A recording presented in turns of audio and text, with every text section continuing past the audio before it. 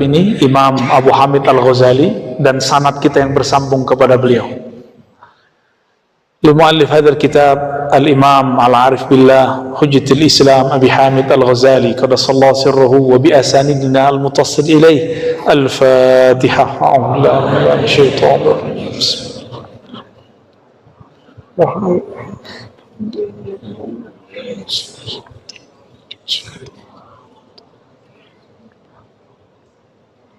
Amin.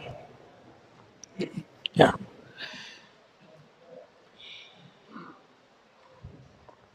Qala al-Imam Abu Hamid Al-Ghazali qaddasallahu sirruhu Kitab Tauhid wa Tawakkul. Kitab Tauhid dan Tawakkal. Apa arti kata Tauhid?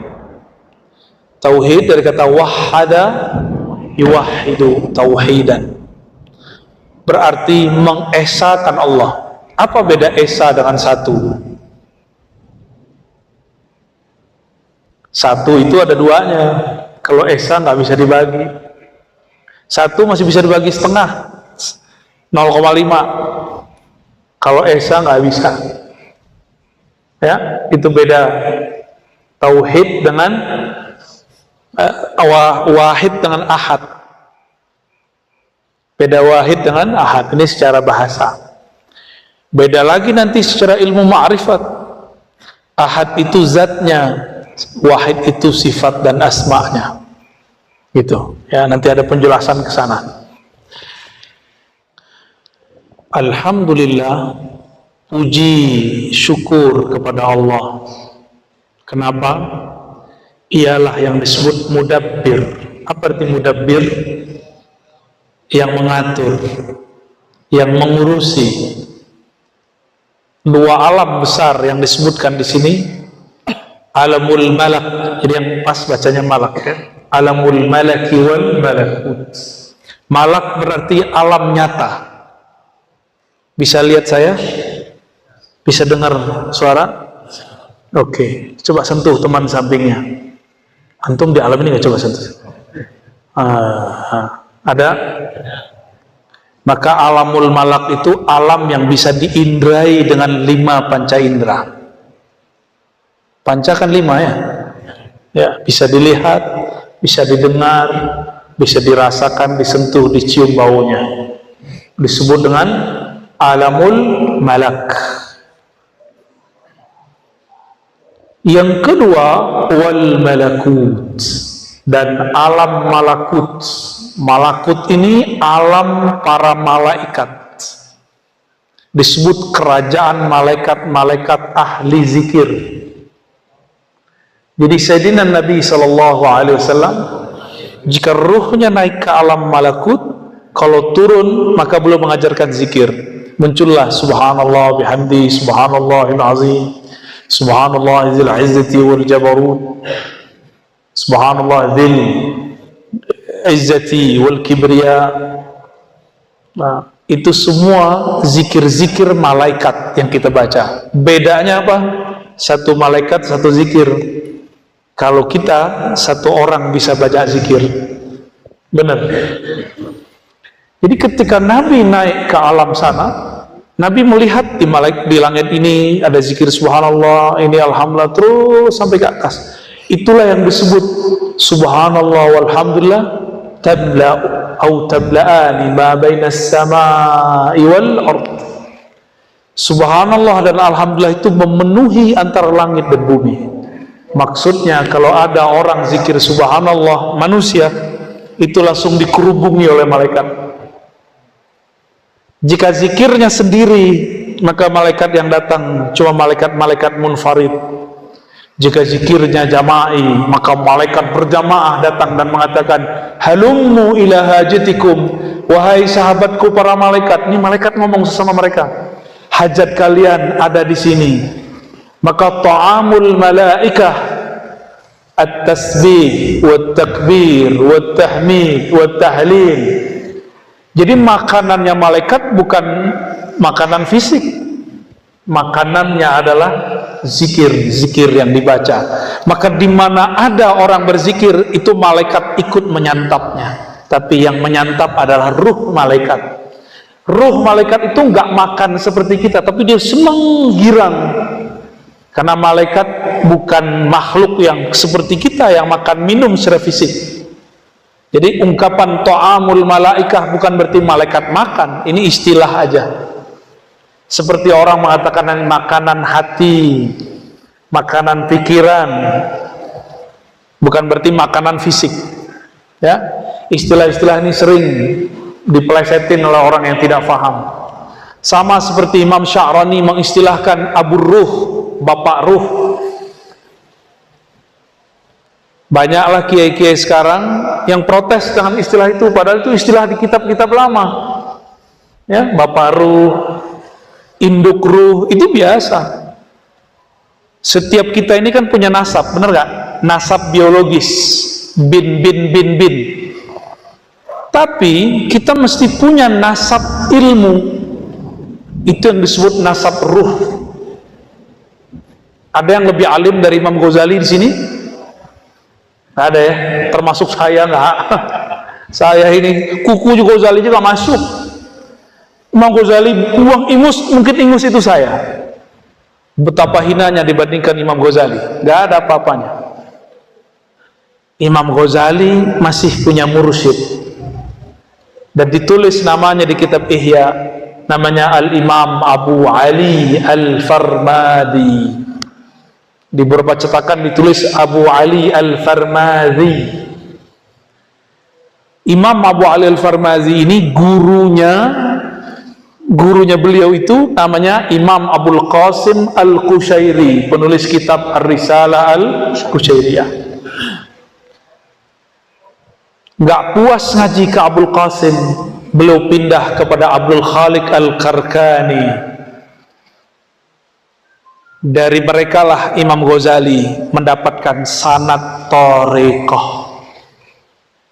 Makanya Imam Ghazali itu zikirnya yang paling banyak dipakai dua, zikir Allah, Allah, dan la ilaha illallah. Zaman sekarang jadi tarekat Naqsyabandi, jadi Qadiriyah, jadi Khalwatiyah, jadi Syaziliyah, itu pecah-pecahan dari thariqat beliau semua. Ya. Maka Imam Abul Hasan Asy-Syazili mengatakan Al-Ihya, Ihya'un, kitab Ihya menghidupkan hati. Fakullu Syaziliyun Ghazaliyun, fakullu Naqsyabandiyun Ghazaliyun, fakullu Qadiriyun Ghazaliyun. Fakullun, ya, bisa dibaca kullun atau kullu Qadiri.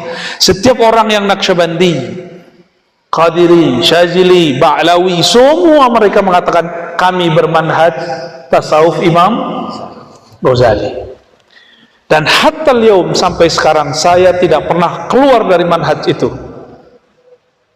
Ya, yang menuduh saya keluar dari manhaj itu berarti tidak baca kitab Ghazali, khususnya kitab ini. Bacalah sampai kitab Tauhid wa Tawakkul.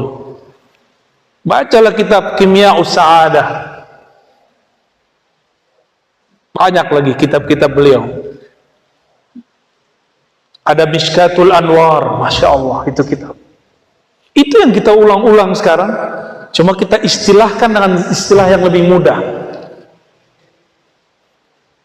Jadi jangan heran nanti hadirin, kalau nanti ada sesama ahlu sunnah nanti menganggap saya sesat, karena saya mengembangkan yang di dalam bab At-Tauhid wa Tawakkul. Kenapa? Di tengah-tengah beliau nanti ngomong ini,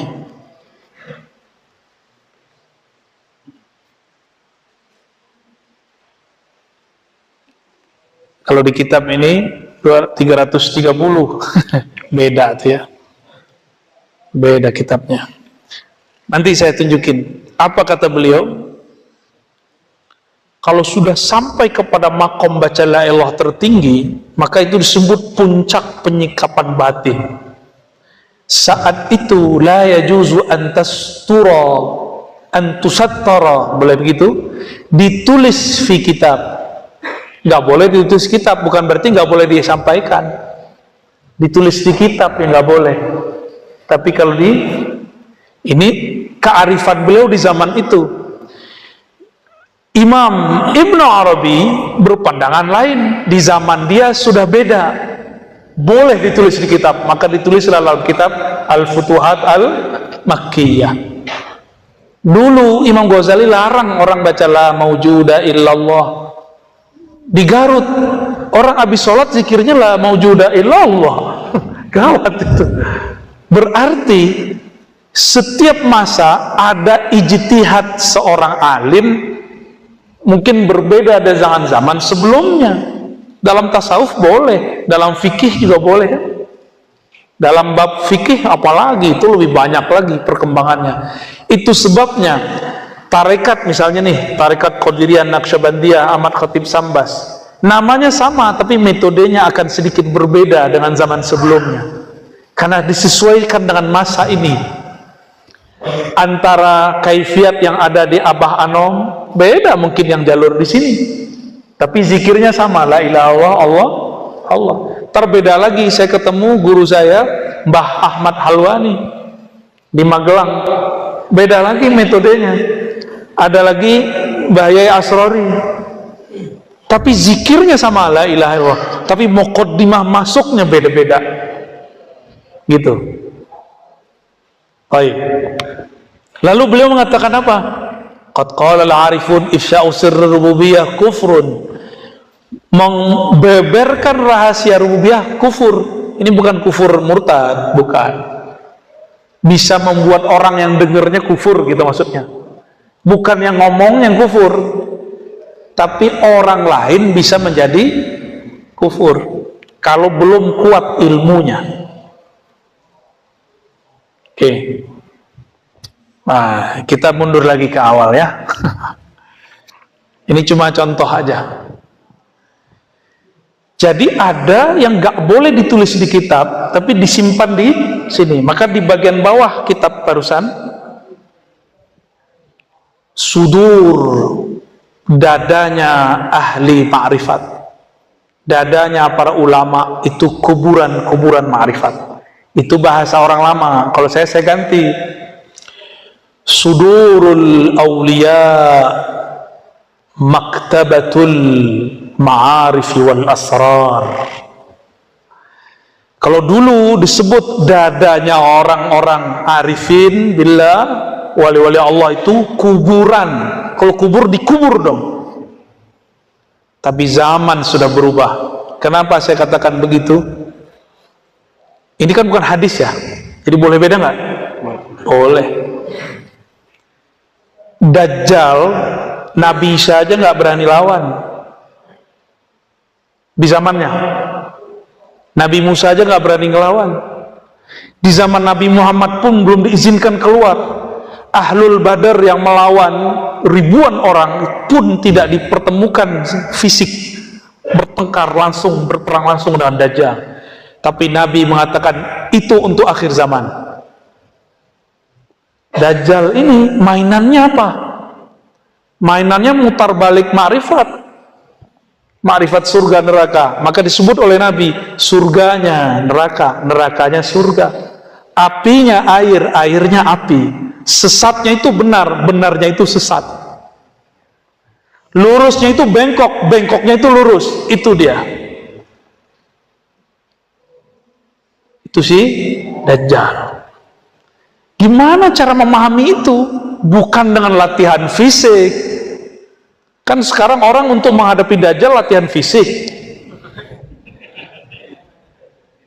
Saya suka main panahan, itu olahraga saya itu. Main kuda, seneng kuda ya. Boleh kita adu pacu ntar. Kalau masih ingat caranya ya, di tempat beliau nih ya. Dulu masih bisa lah beberapa ya. Tapi bukan itu. Kalau latihan begitu, kalah kita sama apa? Kalah kita, kalau fisik kita kalah sama siapa? Sama binaraga, sama boxer ya, sama pesilat, kalah kita. Yang membuat kita beda dengan tentara Dajjal apa? Ma'rifatullah, mengenal Allah Subhanahu wa ta'ala. Gak ada lagi. Karena Nabi mengatakan, kamu kalau ketemu Dajjal merasa masih beriman, tapi imanmu sudah berubah. Nabi ngomong itu. Nah, gimana cara biar selamat itu? Ada orang yang sudah dibelah badannya jadi dua, ketika dihidupkan lagi apa kata dia? Sebenarnya saya tambah yakin Rasulullah itu sungguh benar bahwa engkaulah Dajjal yang dimaksud. Habis dibelah badannya, digergaji. Jadi Dajjal itu dapat asma, menghidupkan yang mati, mengendalikan hujan. Dapat asma dia, walaupun yang dia hidupkan itu bukan manusia, tapi itu jin atau apalah, kita nggak tahu, nggak ngerti kita. Sakti. Nanti antum kira Dajjal itu Mahdi. Orang-orang nanti akan mendaulat. Dajjal itu Al-Imam Al-Mahdi Al-Muntazor, yang ditunggu-tunggu, karena dia bisa ngomong makrifat juga. Gawat itu.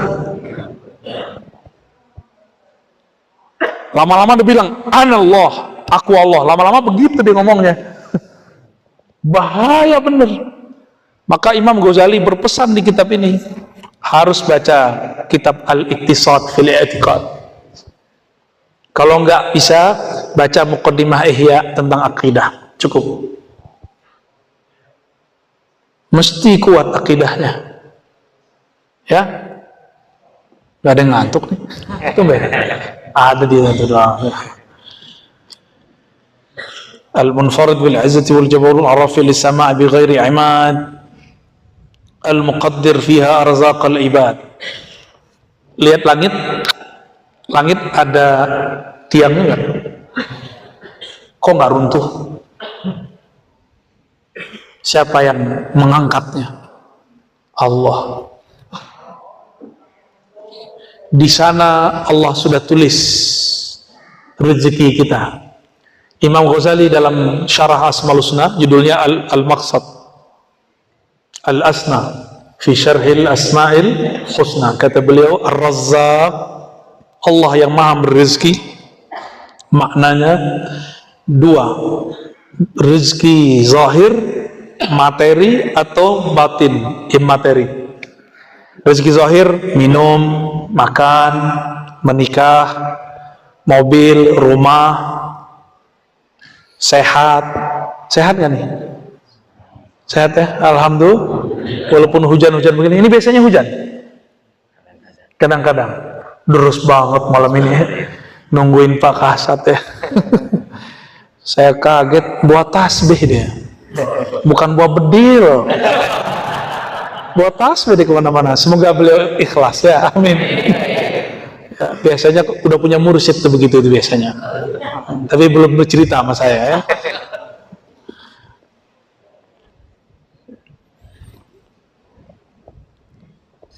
Ini langit yang di atas kita disebut as-sama'ud dunya. Langit bumi, langit dunia. Hati-hati, di situ ada kerajaan syaitan. Dulu syaitan itu bisa tembus sampai jauh, dan mereka punya tempat nongkrong. Ya, kafe lah kalau bahasa sekarang. Nongkrong dia, ngapain dia nongkrong? Dengerin gosip makhluk langit. Kok dia bisa tahu? Karena dulu rajanya setan alias iblis yang bernama, ada nama pangkatnya di surga, Haris.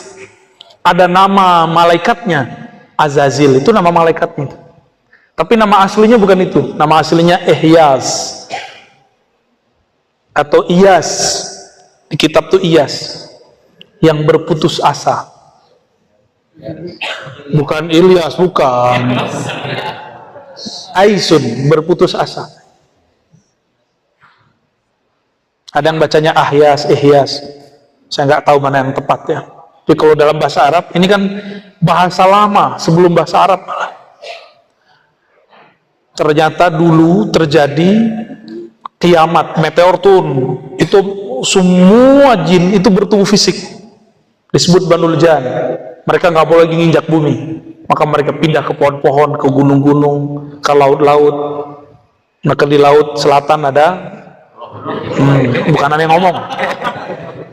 Kalau ke gunung ada lagi, kalau ke pohon ada lagi. Itu bukan khurafat, itu asli. Cuma dalam bahasa lokal disebut dengan nama yang berbeda-beda.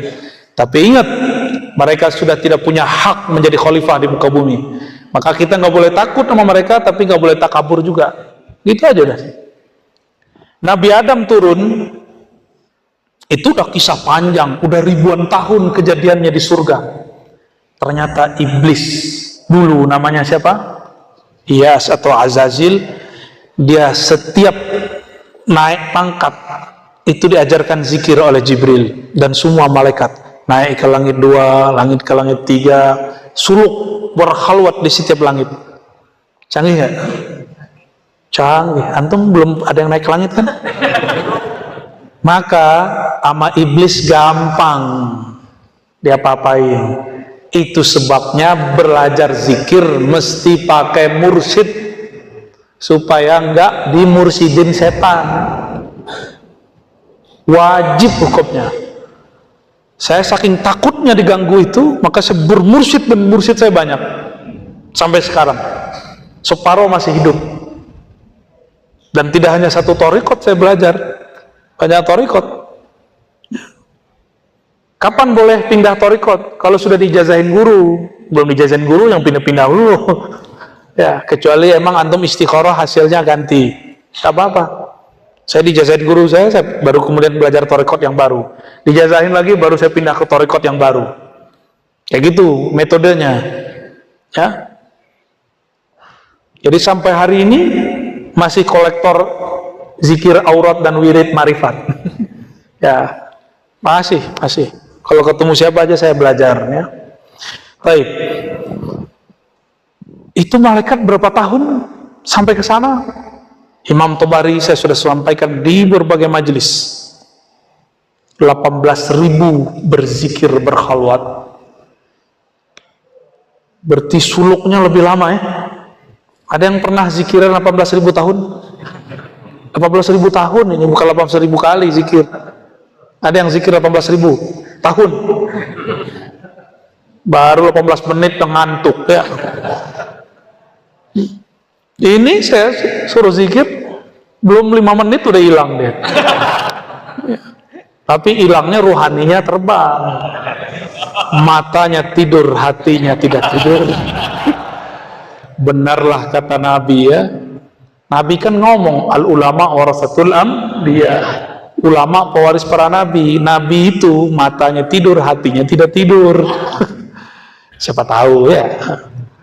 Itu mesti diturunkan ke wali-wali. Santri-santri zikir mesti merasakan itu walaupun sekali seumur hidup. Karena itu warisannya Nabi. Mesti merasakan itu. Mata tidur tapi hati enggak. Antum harus ngalamin itu nanti. Dan itu maharnya zikrullah. Maharnya apa? Zikrullah. Kita lanjut dulu ya.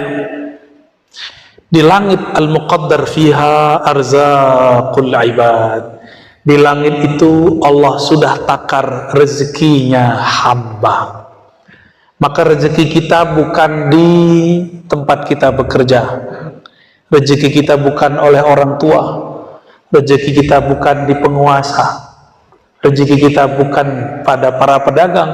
Rezeki kita ada di langit. Sudah ditulis. Saya menyampaikan kisah biasanya untuk bab ini. Murid dari Rabi'atul Adawiyah namanya Rabi'atul Basriyah. Biasa perempuan di mana-mana selalu galau masalah rezeki. Apa yang dimakan besok? Nanti anaknya kalau lahir sekolahnya pakai apa? Pasti itu jadi polemik di mana-mana. Walaupun Ning atau Bunyai. Kalau di Sunda nyebutnya kalau Ning apa? Nyai? Nyaina. Ya, walaupun dia Nyai, Nyaina, Nyaiha, Nyai itu sama semua. Urusan begitu semuanya sama. Ini Rabi'atul Basriyah, murid Wali Kutub. Murid Wali Kutub masih resah, risau. Kata jemaah tabligh nih, risau. Yang dirisaukan bukan gimana ngumpulin umat ke masjid, yang dirisaukan besok makan apa. Sampailah wiridannya baca surat Az-Zariyat, wa fis samaa'i rizqukum wa ma tu'adun. Terhentaklah Rabi'atul Basriyah ketika dengar dan baca ayat ini. Oh, di langit sudah dijamin ya. Di langit ada rezekimu. Wa fis samaa'i rizqukum wa ma tu'adun, dan semua yang dijanjikan untukmu. Percaya nggak sama Al-Quran? Saya benar. Antum gak usah khawatir besok makan apa. Yang penting kerja-kerja, ambil asbab. Rezeki masa depan kita serahkan kepada pemilik langit dan bumi. Al-yaum nudawiluha bainan nas. Hari keberuntungan itu Allah kilir aja. Giliran dapat bersyukur berbagi, giliran gak dapat ya urut-urut dada lah. Taib. Jadi yakin kepada Al-Quran, jangan pernah meragukan rezeki dari Allah. Yang penting ambil asbabnya. Dagang-dagang, ngajar-ngajar, ngantor-ngantor, apa terserah. Yang penting harus ada asbabnya. Selevel Nabi Muhammad SAW, itu tangannya chipnya surga, fingerprint surga dia tangan Nabi. Wallahi, apa yang beliau mau lewat tangannya selesai. Tapi ketika musim perang, paceklik, habis semua bahan, Nabi mesti ada asbab. Maka dikumpulkan air, dikumpulin cuma saja satu gayung. Nabi begini kan, keluar air dari tangannya. Tetap harus ada asbab. Kalau enggak nanti orang menyembah Nabi Muhammad SAW. Sayyidina Aisyah ketika ingin menyembuhkan orang nggak pakai asbab, nggak pakai obat, nggak pakai syariat kata orang Sunda. Syariat ini bukan syariat bahasa Arab. Ya, syariatnya berobat apa? Nah, itu dia. Paham maksudnya ya? Nah, syariat itu asbab yang dimaksud di kitab ini. Itu mesti diambil. Kalau nggak nanti orang akan jumawa. Gua mah nggak perlu kerja, rezeki datang sendiri. Tuh, sombong dia nanti. Padahal pengen tawakal. Ya, yang ada namanya takasul, bukan tawakul. Males, bilang aja males, ya nggak usah bilang tawakal. Baik, alladzi sarrafa ayuna dzawil qulubi wal albab, yang memindah-mindahkan, yang merubah-rubah pandangan mata orang-orang yang memiliki kolbu wal albab, dan intinya kolbu. Jadi kolbu itu masih ada intinya lagi, namanya fuad. Di dalam fuad ada lagi lub, dalam lub dalamnya sir. Itu Allah yang mindahin. Allah yang mindahin, bukan guru, bukan mursyid, tapi lewat mursyid. Mesti ada, kalau nggak iblis itu yang bekerja. Ya. Dari mana kolbunya supaya berpindah dari memandang makhluk, memandang asbab kepada pencipta asbab. An mulahazatil wasaiti wal asbab ila musabbibil asbab. Dari memandang nasi yang mengenyangkan. Nah, ini kalau masih mandang nasi yang mengenyangkan, berarti akidahnya belum sahih secara ahlu sunnah, tasawufnya belum tasawuf Imam Ghazali. Benar kan nih, ikut Imam Ghazali? Oke. Air yang menyegarkan atau Allah yang menyegarkan? Tapi mesti minum kan? Minum dulu ya. Bismillahirrahmanirrahim.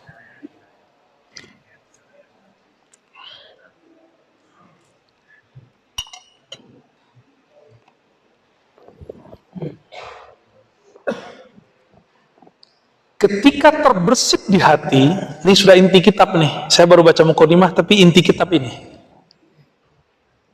Terbersit di hati saya bahwa yang menyegarkan itu air. Maka kata Imam Ghazali dalam kitab ini, itu syirik yang tersembunyi, syirik khafi. Gimana? Makan, terbersit bahwa makanan itu mengenyangkan, itu syirik khafi. Terus gimana caranya? Maka bacalah ini. Jadi orang baca muqaddimah Imam Ghazali udah jadi wirid. Ini muqaddimah ma'rifat. Ma'rifatut tawakkul, ini dia. Kalau orang sudah diberi ma'rifat tawakkul, bertawakal, beralih pandangnya dari nasi yang mengenyangkan kepada Allah yang menciptakan nasi. Akidah Ahlussunnah ada satu kelompok lagi namanya Mu'tazilah, jangan salah paham. Kelompok Mu'tazilah bilang Allah menitipkan rasa kenyang di nasi secara tabiat, secara hukum alam. Maka setiap orang makan nasi mesti kenyang karena tabiatnya nasi mengenyangkan. Hati-hati, itu bukan Ahlus Sunnah. Hati ya, disebut dengan hukum tabi'i. Apa namanya? Hukum tabi'i inilah yang dianut oleh para filosof, oleh orang-orang fisika. Ini dulu yang dianut Ibnu Sina dan Al-Farabi, Aristoteles. Ini yang dikritik oleh Imam Ghazali. Maka Imam Ghazali membersihkan akidah Ahlussunnah dari pandangan-pandangan filsafat yang menyimpang.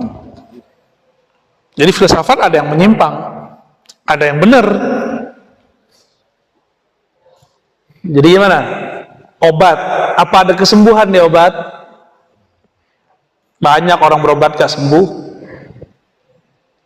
Allah tidak menitipkan kekuatan kesembuhan pada obat. Ini akidah Ahlussunnah. Tidak menitipkan secara tabiat kenyang dalam nasi, segar dalam air. Kalau nggak percaya, lihat orang mau sakaratul maut, minumnya banyak nggak berhenti, tapi dia nggak segar-segar. Udah pernah lihat?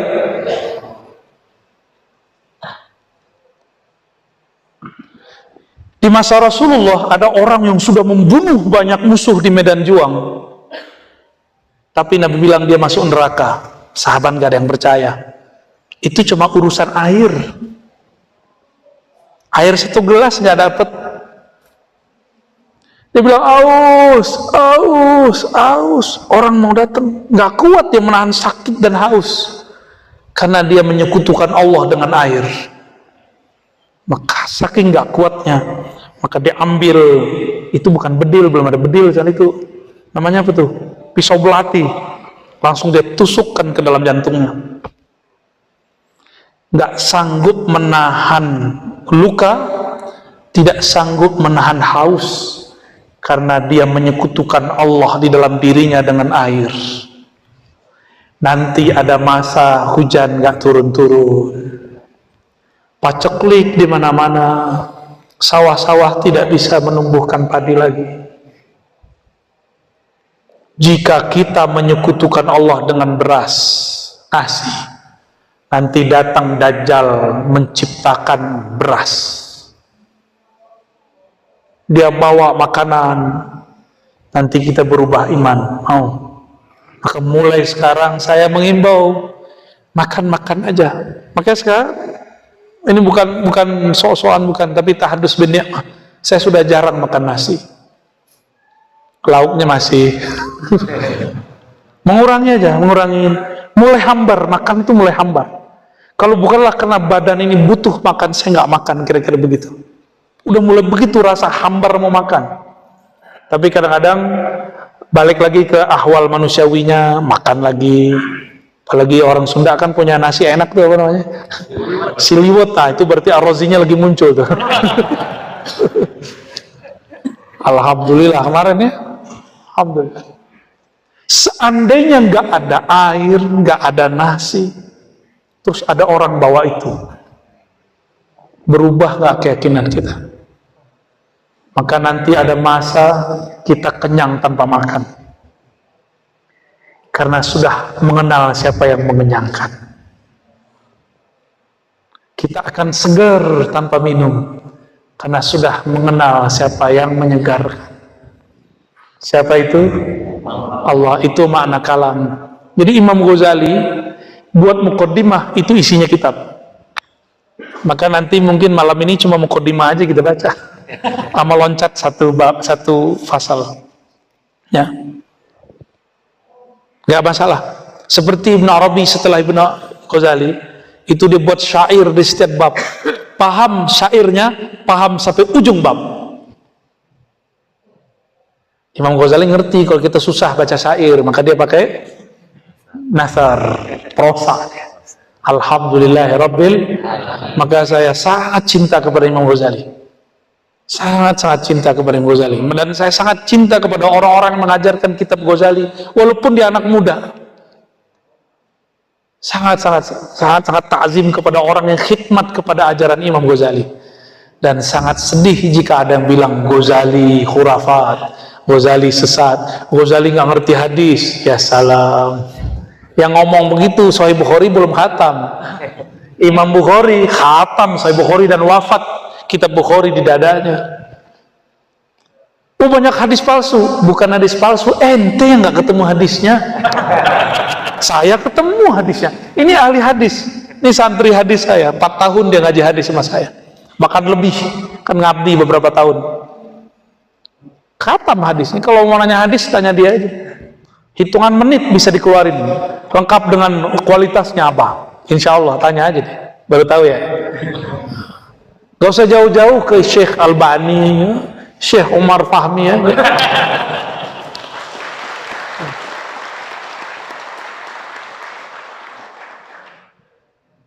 Kenapa jadi tepuk tangan begitu? Bid'ah.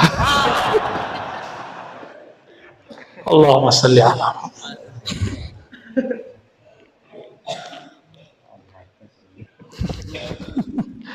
Terrepot ya habis ini ya. Masya Allah. Ya, syukran. Allah lah yang mengangkat himmah. Bahasa Arabnya himmah itu semangatnya ruhani, ingin mencapai makom yang tinggi, disebut himmah. Contohnya nih, kan lagi sibuk kerja nih, terus ngomong, ya Allah, coba kalau saya libur, saya akan ngaji kepada para ajengan, para kiai. Itu namanya himmah. Terus pas liburan malah nginep di villa, berarti himmahnya jatuh. Gitu. Kata kawan, coba kalau saya kaya, saya akan bantu orang. Kaya lah dia, beli mobil, lupa. Kejadian kan di salah satu wilayah di Jawa Timur, mendadak jadi miliarder. Kejadian, lupa. Kenapa nggak berbagi? Berbagi, jadikan modal, seharusnya. Tapi mau gimana lagi? Nasi sudah jadi bubur. Benar ya? Kejadian, biasanya begitu. Biasanya kejadian begitu. Itu himmah, pengen mengamalkan sesuatu yang mulia, ketika terjadi malah nggak melakukannya. Namanya sukutul himmah, gugurnya himmah. Ya. Nah, yang mengangkat himmah itu siapa? Dari memandang makhluk ila anil iltifat ila ma'ada, lalu berpaling dari selain makhluk, berpaling dari selain Allah, itu pasnya. Ila ma'ada wal itimat ala mudabbirin siwa, dan bersandar hanya kepada berpaling dari bersandar kepada selain Allah. Dulu saya pernah kerja dan saya mengira tempat bekerja itu yang memberi saya rezeki. Ada setahun saya dikontrak dulu. Ketika kontraknya habis, itu saya ingat anak. Lihat wajah anak, saya nangis. Ya Allah, bulan depan saya kasih apa anak saya makan? Padahal bulan depan belum nyampe. Udah galau aja. Padahal belum tahu juga, siapa tahu kiamat besok ya kan? Ini namanya tulul amal, tolol amal. Amal bukan amal, amal itu angan-angan, cocok logi. Siapa tahu kata tolol dari situ ya kan? Kiai-kiai kalau canda kan lucu-lucu. Tulul ente, tulul jadi tolol. Tulul amal itu. Besok belum jelas ada kok, masih udah galau aja. Bahkan 1 detik setelah ini kita nggak boleh galau, apalagi 1 hari, apalagi 2 hari, apalagi 1 bulan. Gak usah dipikirin, itu wilayahnya Allah. Wilayah Allah jangan coba-coba dimasuki. Masih gaib sama kita. La ya'lamul ghaiba illallah, kecuali dikasih tahu, disirkan Allah dalam kalbu kita. Jangan coba-coba masuk. Suatu kali Imam Abu Yazid Al-Bustami, wafatnya sama dengan Imam Muslim, pengarang Sahih Muslim, 261 Hijriah. Beliau ini kan makmum biasa, subuh dia sholat, habis sholat dia zikir. Abu Yazid ini kalau zikir masih sampai syuruk, sampai terbit matahari baru dia beranjak. Bahkan kalau lagi asik ma'rifatnya, diteruskan sampai ke duha. Lagi asik diteruskan sampai zuhur. Melihat pola hidupnya begini, berarti dia kalau punya kerjaannya ditinggal. Ini bukan untuk ditiru ya. Ini Abu Yazid kan wali kutub, antum wali kutub kupret. Wali daya. Anda baru dengar istilah begitu. Imam masjid, hafiz Quran, hafiz sunnah, mengerti fikih, jago ilmu akidah. Melihat dia, Pak Yazid,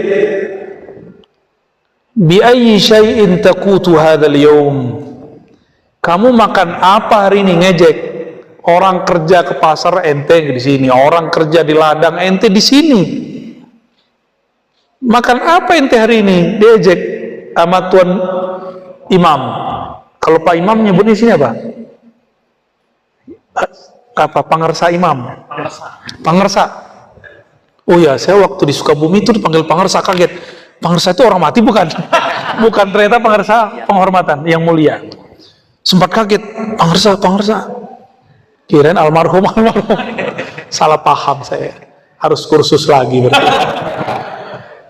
Pangersa Imam ngomong, Pak Yazid, ente makan apa, sarapan apa pagi ini? Orang kerja ente malah di sini. Kira-kira begitu kalau diterjemah.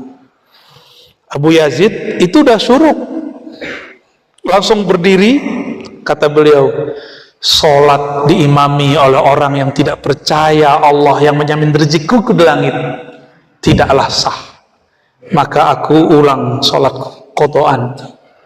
Dikodok sholat jam itu juga, detik itu juga.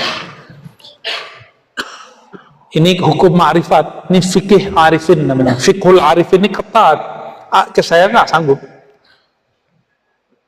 Saya nggak sanggup mengikuti fikihnya para ulama arifin, nggak sanggup kita. Saya masih pakai fikih mazhab Syafi'i, nggak pernah keluar dari mazhab Syafi'i, alhamdulillah. Sampai hari ini, sampai detik ini, bahkan tadi kita ngambil sanad mazhab Syafi'i juga ya, dari Abah ya, biar sah jadi muridnya pesantren Fauzan. Ya.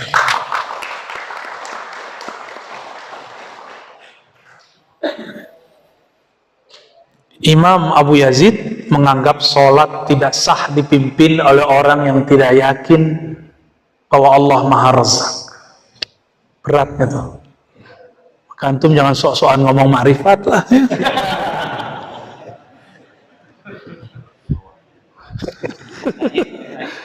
Ya, tapi harus mulai masuk. Karena syariat itu sempurna dan dengan ma'rifat harus mulai masuk. Nggak boleh nggak.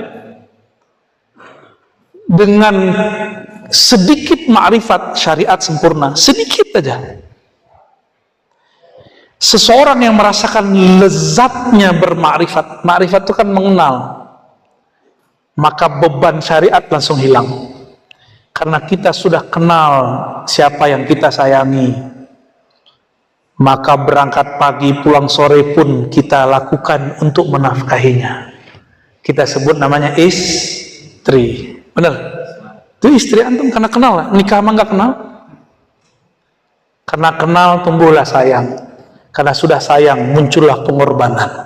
Kalau sudah berkorban, kamu di rumah aja deh, biar AA yang bekerja. Cela global. Jangan tepuk tangan lah, orang gombal kok. Kalau sudah begini, tidak bersandar ke tempat bekerja, para kiai nggak bersandar ke pesantren, ya mohon maaf, gaji-gaji guru di pesantren ya mohon maaf,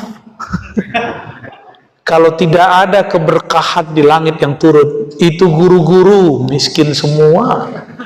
Tapi banyak ajengan-ajengan guru-guru berangkat umroh, padahal yang kerja pagi pulang sore belum berangkat umroh. Benar. Maka bedakan rezeki dengan gaji. Kalau rezeki, temen nih lagi ngantuk dia. Tuh jangan ganggu ya. Hayati lelah katanya. Cung, aman Cung. Rezeki lebih umum daripada gaji. Kalau gaji terbatas, kalau rezeki tiada batas. Maka orang-orang yang sudah gak memandang itu dengan baik, maka dia korupsi karena dia mandang gaji gak cukup. Ustadz mau korupsi apa? Mau korupsi apa? Jangan. Nggak ada, nggak bisa korupsi. Korupsi kita iya, nggak bisa. Betul lah Nabi mengatakan innama bu'istu mu'alliman muyassira. Aku diutus sebagai mu'allim, maka beruntunglah para mu'allim. Tapi muyassir, mu'allimnya nggak boleh saklek, nggak boleh killer. Mu'allimnya harus muyassir, banyak rahmahnya daripada galaknya. Galak boleh, namanya ketegasan, kewibawaan. Tapi rahmah harus di depan. Inna rahmati sabaqat ghadabi. Allah aja ngomong, rahmatku lebih dulu dari murkaku. Karena rahmat itu sifat zatnya, sedangkan murka bukan. Ada gak nama Allah Ghadban, Ghadub, Mughdib? Ada gak? Kalau Ghafar, Ghafur, Ghafir, di Quran ada 3. Ada kan? 3 kan? Ghafir, Ghafar, Ghafur. Pengampun, penghapus dosa-dosa kita. Tapi kalau untuk memarah nggak ada. Yang ada cuma muntakim. Muntakim itu maklum. Mawantakim kamu jahat, Allah jahat. Bukan itu terjemahannya. Salah itu. Allah kamu berbuat salah, Allah akan balas kesalahanmu. Ya. Kalau Allah jahat kan sesat juga tuh terjemahannya. Astagfirullahaladzim. Asyhadu an la ilaha illallah asyhadu anna rasulullah. Ulang syahadat aneh. Ini adab kalau salah menyebut ma'rifat harus syahadat ulang. Nggak boleh nggak, harus syahadat ulang. Salah nih nyebut tentang Allah, Allah nggak adil, langsung syahadat ente. Batal sudah itu. Abu Yazid seperti itu tapi lebih tegas lagi. Dia kan pengen ngomong, kan nggak enak ngajarin imam. Cukup dia mengatakan, oh dalam hati, Pak Imam, pangersa imam nggak percaya toh Allah jamin rezeki saya. Dia cuma percaya Allah jamin rezeki orang kerja. Padahal wa ma min dabatin fil ard illa 'ala Allah rizquha. Apa dia nggak percaya ini? Itu pikirnya Abu Yazid. Abu Yazid ngomong sama hafalannya nggak bagus-bagus amat, tapi ngerti ada ayat ini. Tidaklah ada yang berjalan di muka bumi melata kecuali Allah menjamin rezekinya. Masa Pak Imam yang hafiz nggak ngerti ayat ini? Berarti dia kurang yakin. Udahlah, saya ulang sholat aja deh. Itu Imam Abu. Maka jadi sufi itu berat. Sampai sekarang saya belum berhasil jadi sufi. Wallahi, sampai hari ini saya belum berhasil jadi sufi. Saya cuma pecinta sufi. Jadi kalau ada yang nulis As-Sufi ya Razi Hasim, wah itu bagi saya itu penghargaan, pujian yang gak pantas. Karena itu gelar wali-wali arifin billah. Kecuali kelompok seberang, menyebut sufi pakai kata dajjal, ya. Masa sufi disebut dajjal? Itu penghinaan bener itu. Bagi saya sufi itu pasti wali, gak ada sufi yang dajjal. Gak ada sufi yang dajjal, gak ada sufi yang fasik, gak ada. Kalau fasik, fasik aja, bukan sufi. Sufi itu man kamula nisabu imanihi wa islamihi wa ishani. Yang sempurna bagian Islam, iman, ihsannya, baru sah disebut sufi.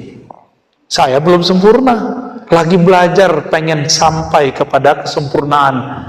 Tentu kesempurnaan hanya milik Allah. Maka ilmu ma'rifat sampai mati nggak ada habisnya.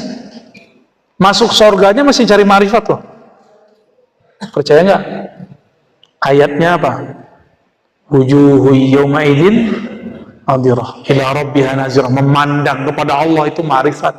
Seberapa ma'rifat dia di bumi waktu dia hidup, sejauh itulah kemampuan dia mampu memandang kepada Allah Subhanahu wa ta'ala.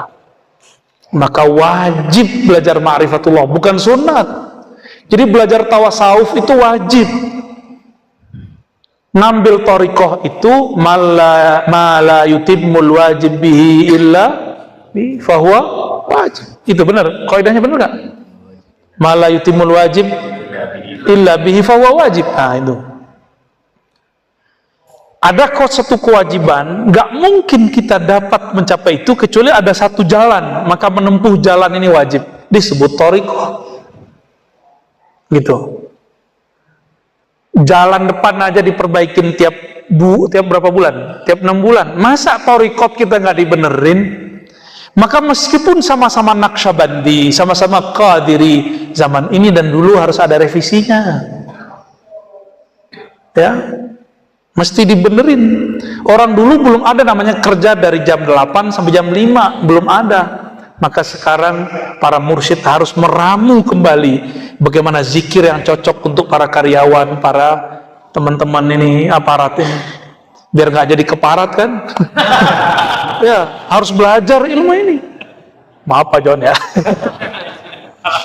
Cuma aneh yang berani ngomong gitu, Mancung nggak berani. Serius. Kita ini kan sama aja di hadapan Allah. Yang Allah pandangkan kolbu. Saya duduk di atas sekarang bukan berarti saya lebih tinggi, enggak. Ini karena tadi udah duduk sini aja, mau turun nggak enak. Malu juga mau turun lagi. Baik. Kalau sudah begitu, sudah nggak memperhatikan, jadi batinnya tidak lagi pengertian makhluk. Matamu kepada alam, kolbumu kepada Rabbul Alamin. Begitu. Kunyahlah nasi, tapi hatimu memandang yang menciptakan nasi. Dialah yang mengenyangkan. Bahkan kita mengunyah pun dia yang membuat kita bisa mengunyah. Bener nggak? Saya mau tanya lagi nih. Air udah masuk, nasi udah masuk. Siapa yang membagi itu di dalam? Antum pernah bagi nggak? Nasi. Kamu sini ya. Air. Nggak bisa. Kalau udah kebanyakan, pengen ke belakang. Enggak. Pernah mencret, nggak bisa nahan nggak? Tanda kalau kita tidak menguasai diri sendiri. Itu yang disebut Rabbul Alamin. Dan saya di mana-mana nanya ini, Pak Ustadz punya ubat kan? Bisa nahan keluar nggak ubatnya? Ban, jangan keluar dulu, mau ngelamar orang nih. Bisa nggak? Anak-anak muda nih jerawatan, bisa nggak nahan jerawat keluar? Nggak bisa. Sudah mulai keriput, bisa nggak nahan keriput itu? Lalu siapa yang melakukan ini? Itulah yang bakal kita bahas nanti ya. Nah, di sini ada kalimatnya. Falam ya'budu illa ya ilman bin terus wa annahu ma min dzarratin illa ilallahi khalquha. Tidak ada satu biji zarah pun di alam semesta kecuali Allah lah yang atur penciptaannya. Tidak ada satu biji zarah, satu kecil pun, yang kecil pun tidak ada yang sanggup kecuali hanya Allah. Maka uban kita apapun di badan ini semuanya Allah Subhanahu wa ta'ala. Berarti ada nggak di tubuh saya, di tubuh antum semua, dari ujung rambut sampai ujung kaki Allah tidak urus? Ada nggak? Nggak ada. Demikianlah dekatnya Allah kepada kita. Kalau saya pegang-pegang ini, berarti saya dekat nggak sama barang ini? Allah bilang, itu kolbumu aku yang bolak-balik. Berarti dekatnya Allah sama kolbu sedekat benda dibolak-balik oleh tangan. Tapi kata Imam Ghazali, Cukup sampai di situ, jangan dijelaskan lagi. Ya, nggak boleh diterusin. Berarti udah dong ngajinya. Ya. Wa ma min dabatin illa 'ala Allahi rizquha falamma tahaqqaqu annahu li rizqi ibadi dhaminun bi kafilun tawakkalu 'alaihi faqulu hasbunallahu wa ni'mal wakil. Ketika orang bermakrifat mesti ada zikirnya, maka mustahil orang ngomong makrifat nggak punya wiridan. Ngomong makrifat nyerocos tapi nggak sholat, nggak mungkin. Dia ngomong makrifat tapi nggak punya wirid, nggak mungkin, mesti ada wiridnya. Dan wiridnya orang bertawakal itu dua, hasbunallah wa ni'mal wakil, dan yang kedua la ilaha illallah. Dan teman-teman pasti sudah dapat sanad talqinnya, bagaimana cara menghentakkannya dalam kolbu. Kok dari pusar ke ubun-ubun ke bahu kanan dihunjam ke jantung? Kan mirip-mirip sama agama sebelah tuh ya. Ya, plus tapi panjang ke bawah ya. Enggak, beda. Ini beda. Kenapa mesti pakai titik itu? Supaya pikiran nggak liar, maka dibatasi dengan titik-titik latifah. Itu namanya titik latifah. Pusar sama dada ini sama-sama disebut akhfa. Pusar dan dada. Tapi sebagian orang coba gelitikin pusarnya, merinding nggak badannya? Maka sebagian ulama kita mengatakan ubun-ubun dan pusar itu satu titik. Maka kullu jasad, zikir kullu jasad bisa dimulai dari ubun-ubun, bisa dimulai dari pusar secara fisik. Nah, itu perbedaan ahli thariqah ya, perbedaan manhaj. Makanya dimulai zikir la dari pusar, digetarkan dari situ, masuk ke alam ini alam apa di sini? Alam khayal, alam fikiran, supaya fikiran kita tidak memikirkan, makna dibawa ke bahu kanan, supaya dia bisa seperti orang kalau mau memukul, dia perlu ini nggak, tarik ke belakang nggak? Nah, itu namanya apa tuh? Ancang-ancang. Jadi dibawa ke kanan itu ancang-ancang. Ngawahan. Wah, dapat kosakata baru lagi. Dia ngawahan untuk dihentakkan ke dalam jantung, supaya tembusnya tidak hanya di jantung tapi masuk ke dalam kolbu.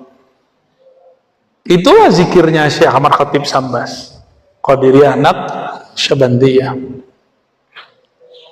Sudah tenang kolbunya, dihentak, cukup zikir khafi, habis kalimah, sisalah ismul jalalah, Allah, Allah, Allah. Ya. Kemudian Allah ini diturunkan lagi jadi hasbunallah wa ni'mal wakil. Jadi orang baca Allah bisa maknanya cukuplah Allah, cukuplah Allah. Maulana Imam Shibli, murid Imam Junaid, kawan Halaj diperkarakan Shibli aman, padahal pengalamannya 11-12. Sama-sama mengalami yang dialami Syekh Siti Jenar, persis sama. Tapi Syekh Shibli, Imam Shibli menahan-nahan. Imam Halaj tak tertahan. Nah, itu bedanya Halaj sama Syekh Siti Jenar. Syekh Siti Jenar sama Sunan Kalijaga kan makomnya sama, tapi Sunan Kalijaga bisa menahan karena mursyidnya beliau Sunan Bonang, ahli syariat, ahli hakikat. Jadi dengan syariat yang ketat, gejolak di batinnya itu tentang ma'rifatullah itu bisa dia tahan. Itu Sunan Kalijaga. Syekh Siti Jenar enggak, dia bersyariat tapi ma'rifatnya lebih dominan. Oh, udah jadilah, tapi nggak seperti di film-film Sunan apa Wali Songo ya, itu Wali Songo-songoan itu. Tapi bolehlah menghibur. Senang juga kita nontonnya dulu waktu kecil. Zikir itu sama, la ilaha semua boleh ya. Lalu di mana orang berzikir? Nah, ini di bayan hakikatit tauhid alladzi aslut tawakkul. Jadi tawakal itu ada ilmunya, ada amalnya, ada halnya.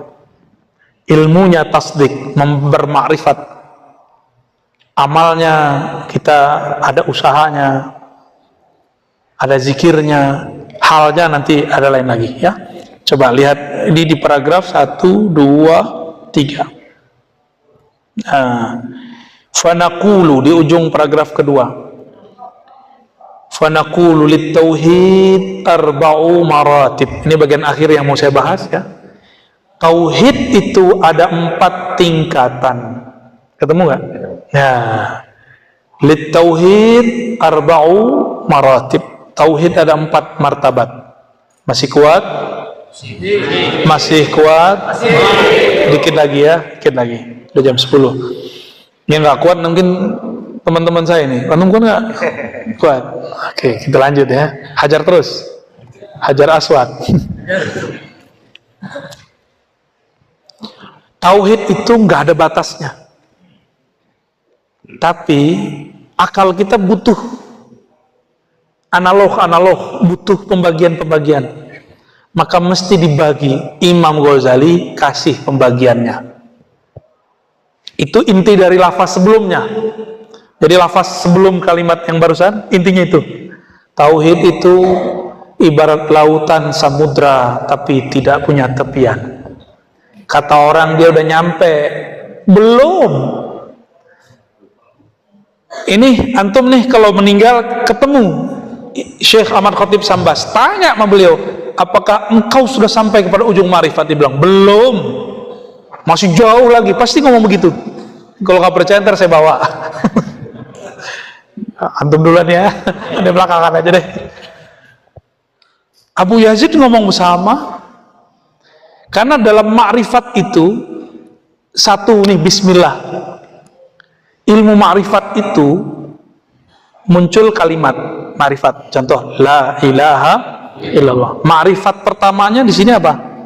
Martabah pertama yang disebut lubil lub, ya. Ayyakul al-insan bilisani la ilaha wa qalbu ghafilun. Ini ma'rifat munafik.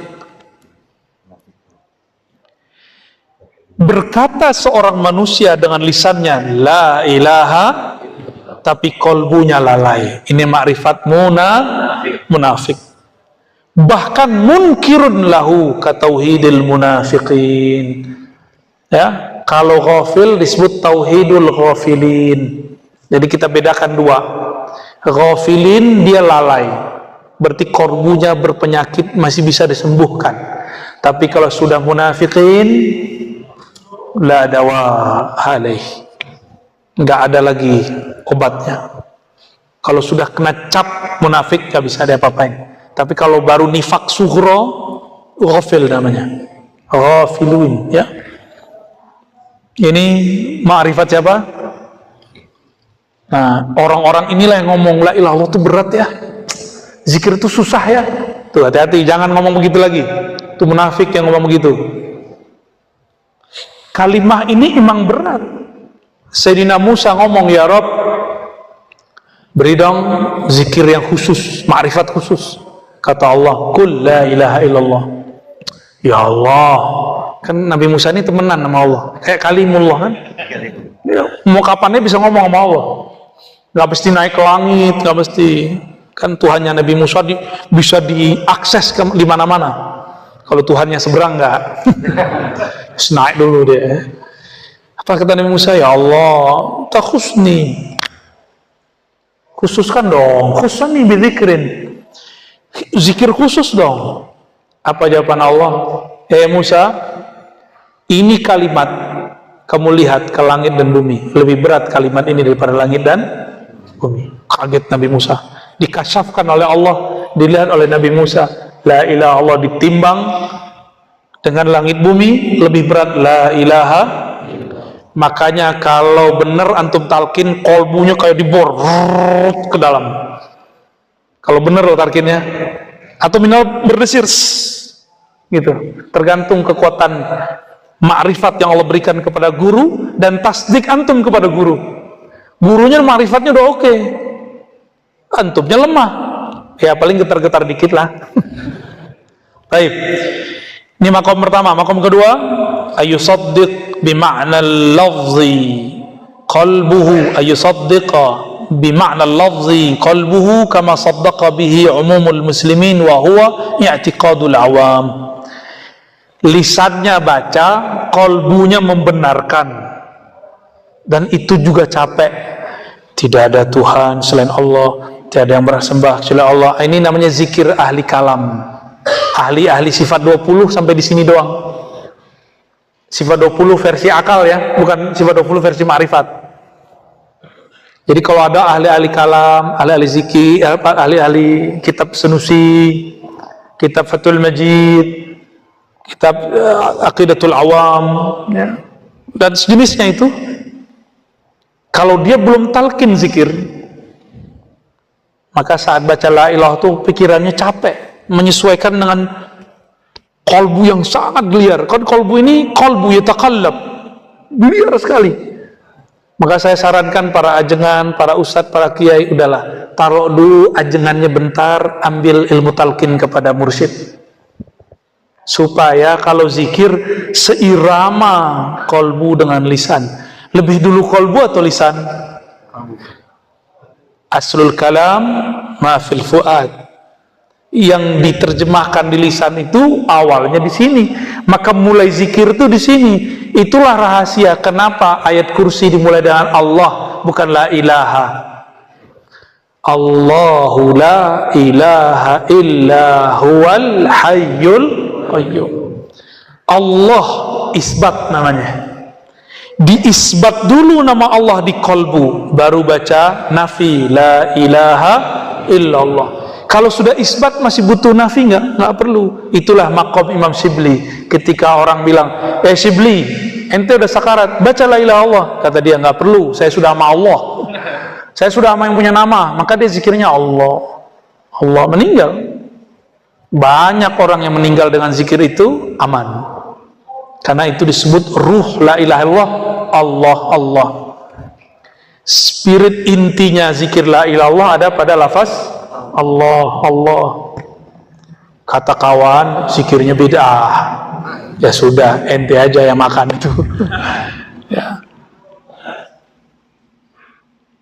Yang ketiga, ayyushahida dzalika bi tariqil kasyaf. Harus kasyaf dulu. Nggak boleh kalau nggak kasyaf. Dibuka dulu kolbunya oleh Allah, pemahamannya oleh Allah. Apa itu?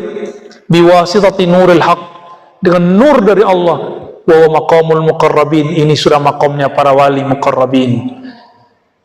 Jadi syaratnya apa? Kasyaf. Bi ayyara asya katsira walakin yaraha ala qasratiha sadiratun anil wahidil qahhar. Dia melihat alam, tapi yang terlihat oleh dia sumbernya. Maka zikirnya, di halaman setelahnya nanti ada, tapi saya ringkas saja. Zikirnya adalah lisan baca la ilaha illallah, batinnya la fa'ila illallah, atau kullu syai'in sadirun anillah. Gitu maknanya. Baca tiada Tuhan selain Allah dengan lisan, tapi batinnya mengatakan tiada yang berbuat kecuali Allah. Nah, apapun yang terjadi sama kita. Ini sekarang antum kalau lihat ada orang yang mengingkari kajian ilmu ruh yang saya buka. Itu siapa yang mengizinkan terjadi itu? Allah. Mungkin teguran bagi saya, kurang tepat menyampaikannya, atau memang dia yang salah paham. Harus sama-sama insaf. Ya. Jadi kita nggak boleh marah juga orang ingkar kepada kita. Siapa tahu kita salah ibarat, ya bisa jadi. Atau dia yang salah mustalahat, salah memahami istilah. Ya. Jadi kita nggak boleh mengatakan ini apa. Kita lihat peran Allah di situ. Ciri-ciri orang yang sudah sampai di makom ini insaf. Apa arti insaf bahasa Arab? Sadar diri, tidak pernah menyalahkan orang. Biasanya begitu. Mulai muncul kesadaran batin. Dan yang kedua, rahmah. Orang ini rahmahnya lebih besar daripada bughutnya, bencinya. Orang ini husnuzonnya lebih tinggi daripada su'zonnya. Nah ini. Dan orang-orang makom ini tidak berbicara kecuali dengan ma'rifat. Ini aja sudah 7 samudra, nggak habis-habis menceritakannya. Tapi kita cut sampai di situ. Dan terakhir Ghazali mengatakan, alla yara fil wujudi illa wahidan. Ini makamnya disebut siddiqin, tusammihi sufiyya al-fana' fit tauhid. Bihaitsu la yara min haitsu la yara illa wahidan fala yara nafsahu aidan. Makanya Imam Ghazali nggak pernah mengkafirkan Hallaj nih. Karena saya seorang pengikut Ghazali, saya tidak mengkafirkan Syekh Siti Jenar. Karena ini babnya. Apa maknanya? Makom yang keempat itu, ketika dia baca la ilaha illallah, maknanya tiada yang dia pandang di alam ini kecuali hanya sang, bukan ahad, wahid. Ya? Wahid itu manifestasi apa? Terjemahan manifestasi itu apa tuh Aceh Umar? Pengejawantahan. Pengejawantahan Allah Al-Wahid yang Maha Satu, bukan Ahad. Kalau Ahad, itu lebih gawat lagi. Itu nomor 5. Kan ini masih 4. Ini kalau saya tambahkan, boleh ditambahkan, itu nomor 5. Tapi enggak, kita tahan-tahan dulu. Ditahan-tahan dulu, tuh udah kebuka dikit kan. Ilmu ma'rifat berkembang terus, nggak ada yang nggak berkembang terus. Inilah yang disebut musyahadah. Kalau tadi muka syafah di langit, bumi. Kalau musyahadah arash. Disebut siddiqin. Maka orang ini mau dia bergelimang maksiat apapun pasti Allah selamatkan nanti. Ya. Li'annahu min haitsu la yara illa wahidan fala yara nafsahu aidan. Orang ini jangankan makhluk, dirinya aja dia nggak lihat. Inilah makomnya Al-Hallaj, Syekh Siti Jenar. Maka Al-Hallaj nggak lihat dirinya. Maka yang ngomong anal haq bukan dia saat itu, tapi lidahnya dipinjam oleh sang dia, Allah Subhanahu. Maka itu disebut wajhur rububiyah. Rububiyahnya Allah bertajalli pada tubuhnya, bukan pada tubuh, pada dirinya Hallaj. Ghazali faham itu. Maka Ghazali, kalau boleh dikalamkan, Ghazali ngomong begini, seandainya aku qadi pejabat zaman itu, aku tidak akan fatwakan sesat Al-Hallaj. Aku tidak akan bunuh Al-Hallaj. Al-Hallaj itu gawat tuh bunuhnya. Tangannya diikat, kakinya diikat, ini diikat, bukan hanya disalib. Udah berapa ikatan tuh? Kuda, pancung 5, darahnya menyebar kemana-mana. Ini baru benar, darahnya harum. Kalau yang ono kan khurafat. Ini asli. Imam Shibli saksinya. Imam Shibli kan nggak bohong, bahwa darahnya masih terdengar oleh ahli kasyaf berbunyi Allah, Allah, Allah. Karena cintanya Al-Hallaj kepada Allah sudah mendarah daging, maka nama Allah tempat mengalir, nama Allah itu dalam tubuhnya. Allahnya nggak dalam tubuh dia, nggak. Allah kan nggak bertempat. Ini makomnya ini fana. Setelah fana kan ada bako. Hallaj itu masih di fana terus, belum ke bakoknya. Guru dia Al-Junaid di bakok. Maka gurunya bilang, maka bakoknya orang syariat, fana itu orang hakikat. Digabung disebut Al-Muhammadi. Ya, makanya Imam Ibrahim Al-Khawas kata Sya'rani Al-Muhammadi.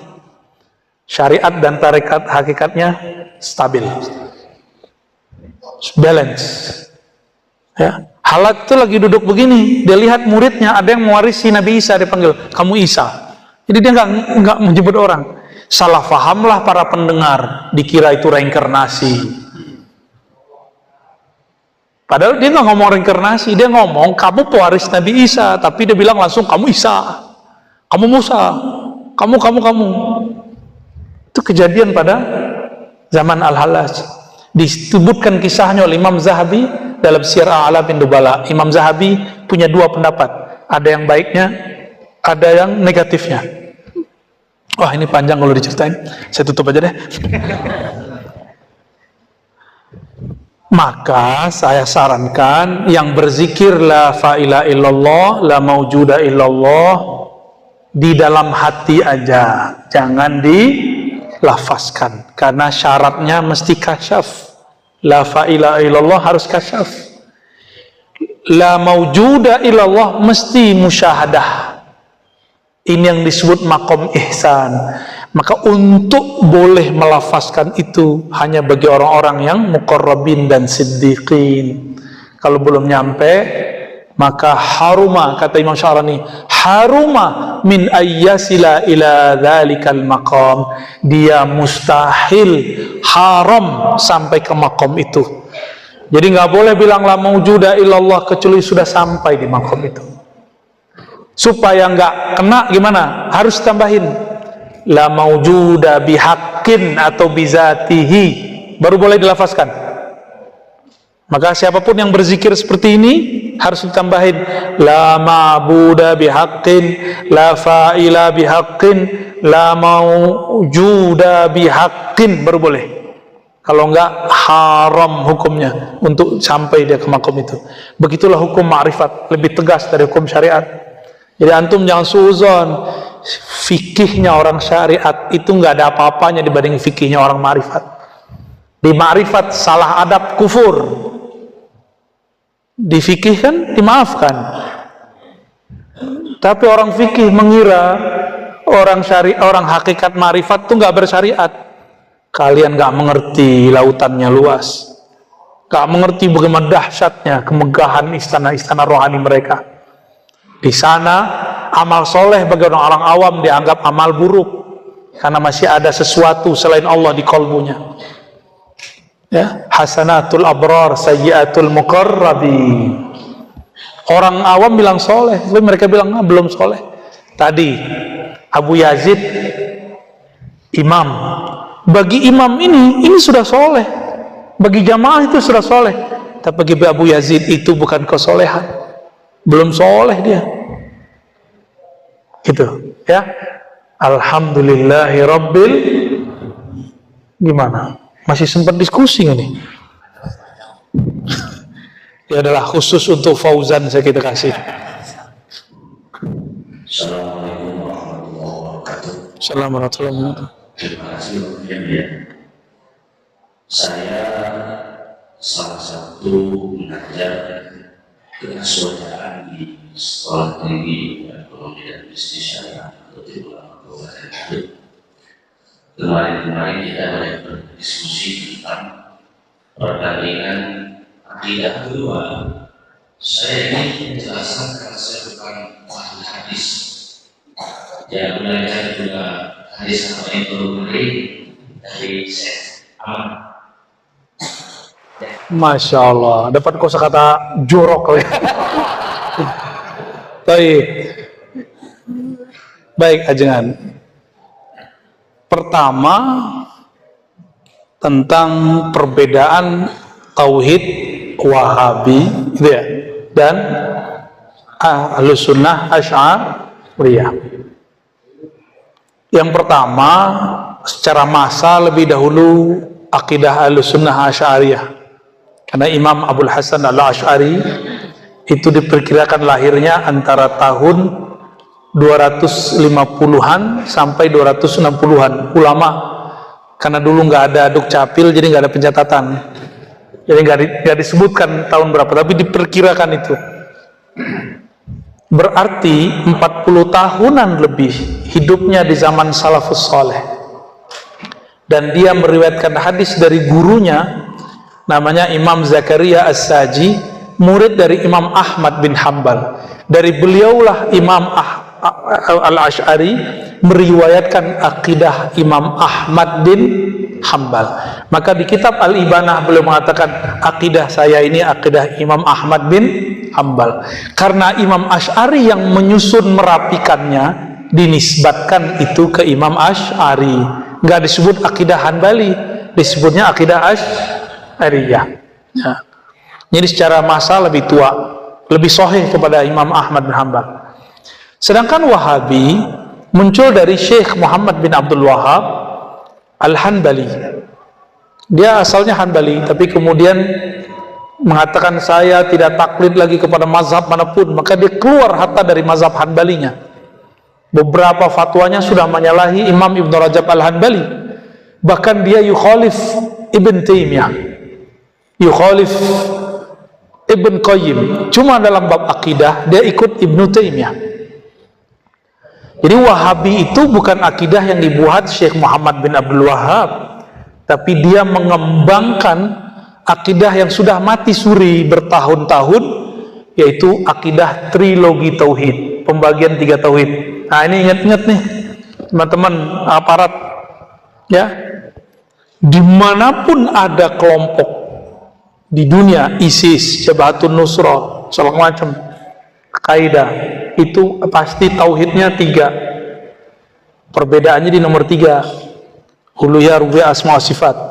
Di nomor 3 ini ada yang menggantinya dengan hakimiyah, tauhid hakimiyah, atau tauhid mulkiyah, tauhid kekuasaan. Ini karena banyak juga yang mengamal, yang berkeyakinan 3 ini, dia cuma pengen bener tapi dapatnya guru begitu, cuma jadi teroris fikih atau teroris fikih, bid'ahin orang mulu kalau masuk masjid. Jadi dia neror orang mulu, bidah. Tapi itu bukan teroris ya, itu bukan, tapi potensinya ke sana sangat kuat. Sangat kuat. Klik dikit kalau nggak punya guru lewat ya. Kita berdoa teman-teman kita yang berkeinginan begitu jangan nyebrang lagi ke sana. Itu gawat itu. Hatta Syekh bin Baz, Syekh Rabi' Madkhali itu yatabarra min haula'i al-khawarij. Itu Syekh bin Baz. Kalau sekarang kan Rabi' Madkhali, itu murid dia yang jadi guru besarnya ISIS. Maka dia yatabarra, cuci tangan, berlepas tangan dari muridnya itu.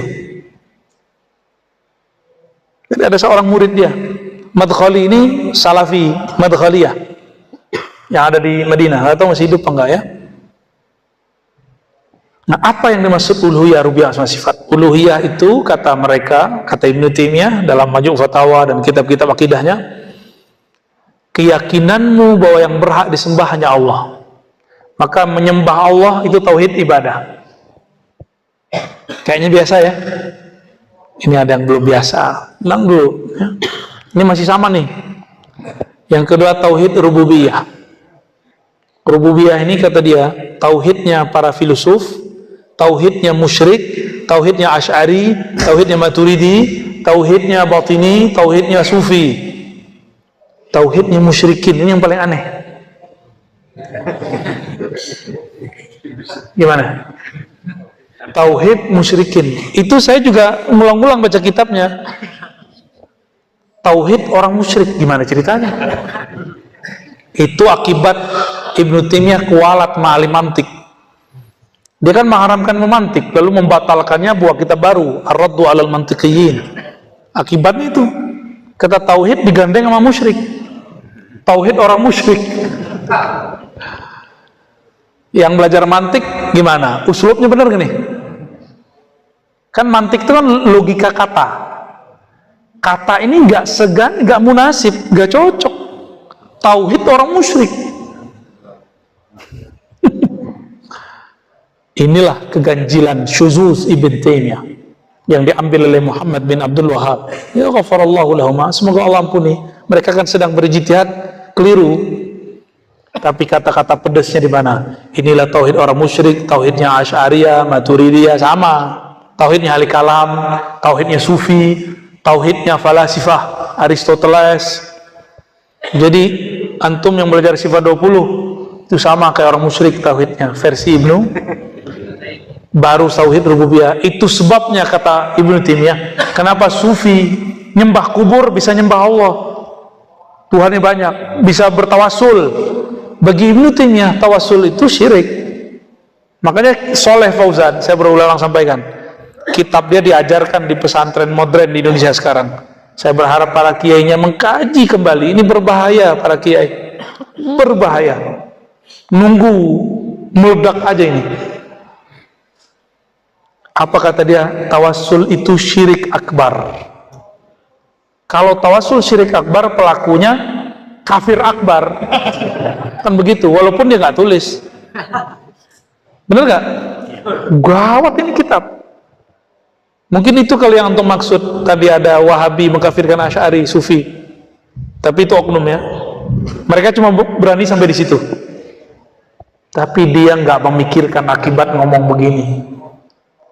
Itu sebabnya di IPB, India, Pakistan, Bangladesh, majelis sholawat yang ada tawasul dibom.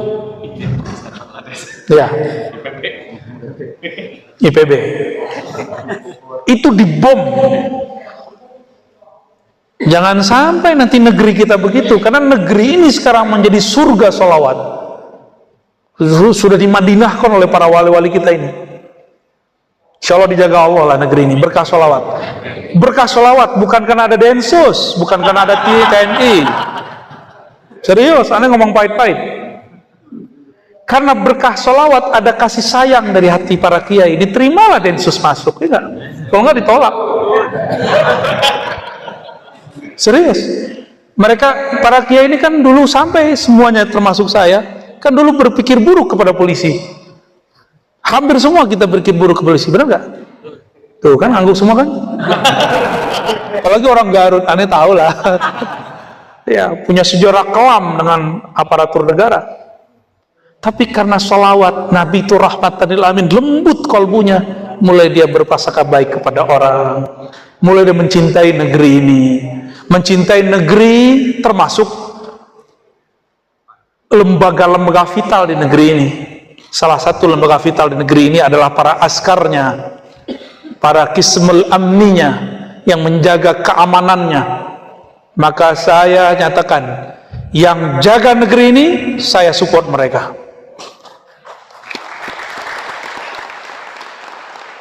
Yang berjuang menjaga keamanan negeri ini berarti dia teman kita, saudara kita. Ya.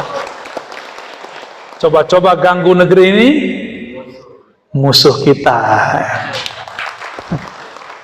Kembali ke tauhid rububiyah. Tauhid rububiyah itu dianggap oleh kelompok Wahabi tauhid di luar mereka. Di luar mereka baru sampai tauhid tauhid pertama dan ketiga belum ada yang menyempurnakannya kecuali mereka. Itu keyakinan teman-teman kita Wahabi Salafi. Yaitu ijtihadnya mereka, nggak usah marah-marah juga, biarin aja ya. Ya, saya nyampein begini kan nggak ada muka kesel kan? Ada dikit ya. Ini perbedaannya. Jadi mereka nganggap kita ini belum tauhid uluhiyah karena masih suka tawasulan, suka tabarukan kan? Seharusnya mereka itu nggak pernah berobat kalau sakit. Ya. Karena itu tabaruk sama dokter. Bahasa lainnya. Kan sama aja, ke kiai didoain air, dikasih daun. Ke dokter dikasih resep, sama aja. Sama kan? Kenapa ke kiai nggak boleh ngambil berkah? Ke dokter boleh ngambil resep? Emang lebih berkah dokter daripada kiai? Nah, enggak, kan nggak begitu. Yang ketiga, tauhid asma dan sifat. Asma dan sifat versi mereka tidak boleh mentakwil mutlak terhadap sifat dan nama Allah. Jadi kalau disebut yad, tangan secara bahasa ya tangan. Tapi tangan Allah berbeda dengan makhluk. Makhluk kecil, Allah tangannya gede. Allah istawa al-ars, bersemayam. Saya itu duduk. Saya ini duduk lagi bersemayam di atas kursi. Beda dengan makhluk. Kalau makhluk duduk di atas kursi, lebih gede kursinya dari makhluknya. Kalau Allah lebih gede dia daripada arasnya. Dia yang gede itu sepertiga malam terakhir masuk ke dalam bumi, masuk ke langit pertama sama dunia. Dulu almarhum Tengku Zulkarnain nyandain tuh. Berarti Allah ngisut dong, nyandain mereka. Ya juga ya, benar nggak? Allah kan maha besar. Nah, di mana kesalahan semua ini? Allah itu wujudnya wujud benda atau bukan benda? Benda bahasa Arabnya jisim. Kullu jismin mutahayyizun, gitu kaidahnya. Setiap jisim mesti bertempat. Kayaknya itu pertanyaan doang nih, antum doang ya. Yang lain gak usah lah, udah mau habis. Setiap benda mutahayyizun, setiap jisim mesti bertempat. Malaikat itu jisim, namanya jisim nurani, jisim cahaya. Kita kan punya darah, mereka punya juga, tapi bukan darah fisik, bukan darah air, na'i, darahnya darah nurani. Ini istilah aja, istilah disama-samain, dikiaskan. Mereka punya tubuh juga, makanya disebutkan dalam surat Fatir, uli ajnihatin masna wa thulatha wa ruba. Ya, itu malaikat punya sayap, ada dua, tiga, empat. Itu bukan ayat poligami, itu bukan. Ya, itu ayat tentang sayap. 2, 3.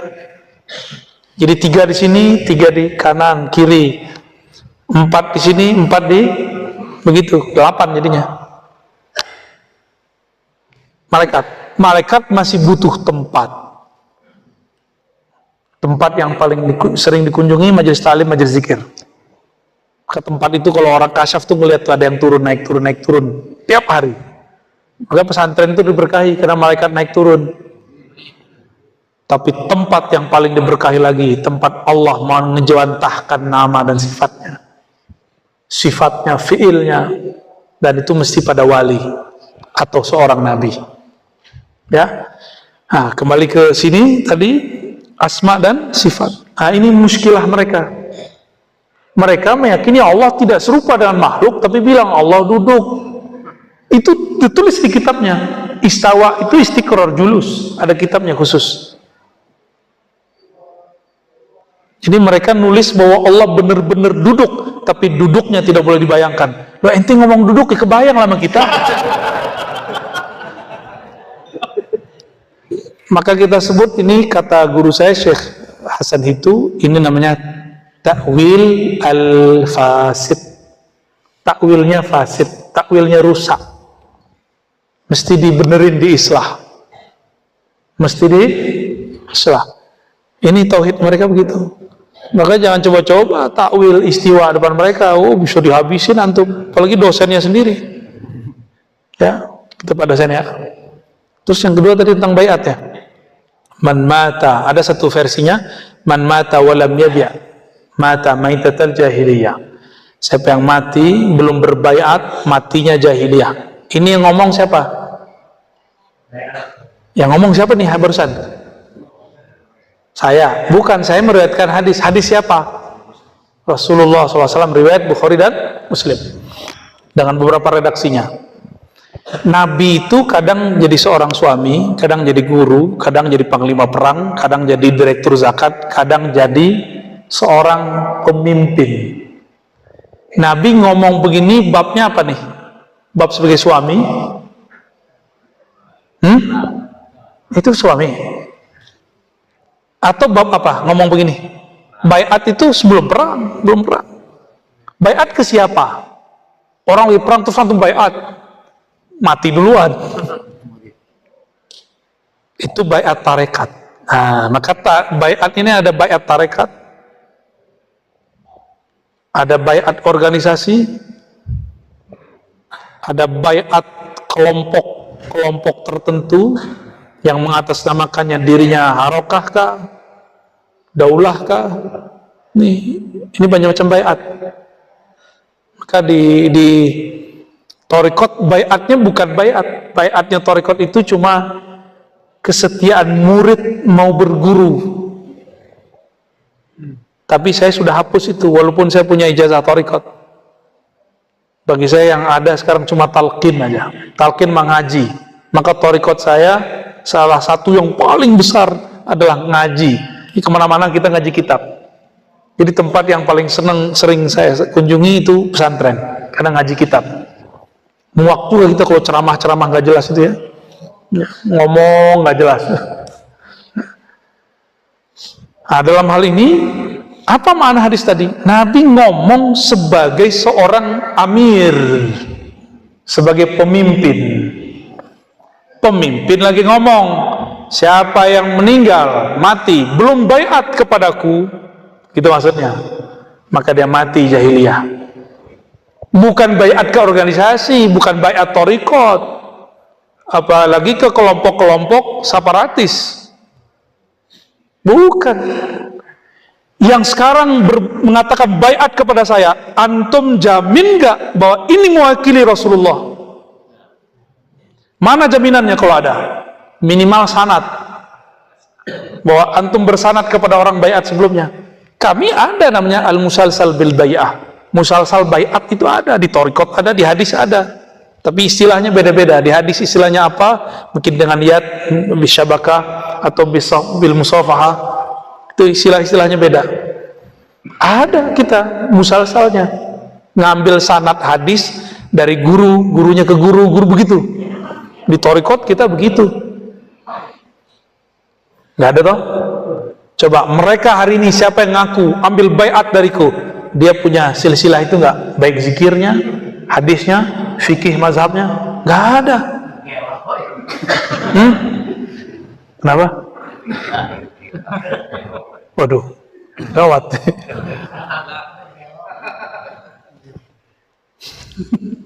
Kayaknya sakit hati juga ya. Coba tanya semua orang yang sekarang bilang baiat saya, atau baiat ke kelompok saya, baiat ke harakah saya, baiat ke daulah saya. Nggak ada sanadnya. Dia bawa otoritas Nabi, tapi Nabi nggak nyambung sama dia.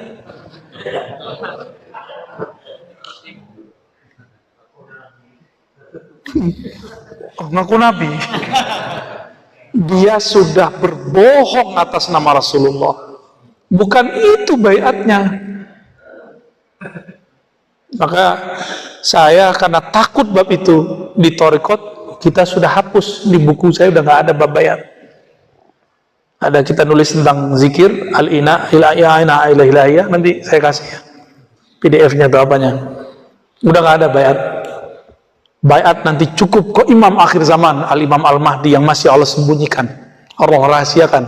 Jadi man mata walam yabi', siapa yang meninggal belum berbaiat, itu hadis disebut khassah lil umara, khusus untuk para pemimpin yang sah di suatu negeri. Orang Indonesia sudah terima belum diwakilkan lewat pemimpin? Udah, itu udah sah. Maka matinya kita bukan mati jahiliyah. Insya semoga Allah jadikan negeri ini negeri yang dijaga. Tidak ada namanya negeri kecuali ada cekcoknya. Namun apapun yang terjadi, kita minta rahmat Allah mengalir di semua tempat di negeri ini. Dan semoga Allah rahmati para umara, para ulama, para santri, rakyat, bangsa, terutama umat Islam. Ya. Ala hazni wa likulli niyatin salihah. Al-Fatihah.